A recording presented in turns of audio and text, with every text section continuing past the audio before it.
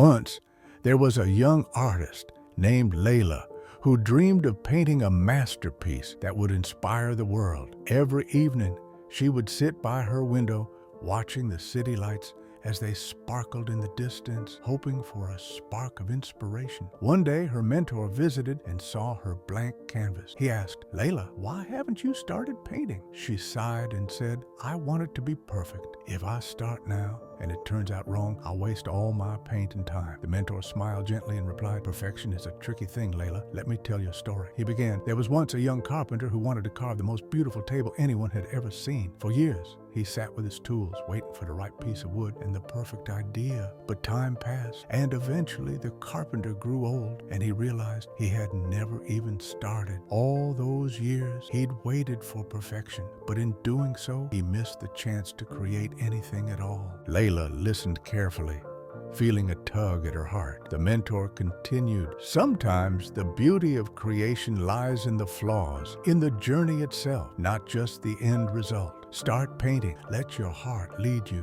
and allow yourself to make mistakes." Taking a deep breath, Leila picked up her brush and placed the first stroke on the canvas. With each stroke, her hesitation faded.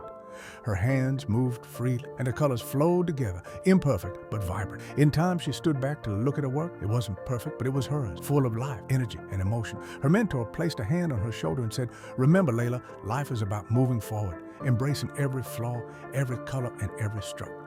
If you wait for perfection, you'll miss the chance to paint your story." And so, Leila learned to embrace the imperfections in her art and in life, discovering that true beauty is found in the courage to begin. So, remember, don't wait for perfection. Start your journey now and let your story unfold in all its wonderful, imperfect glory. Let me know if you'd like any adjustments. This story follows a similar structure with a lesson about life and embracing flaws.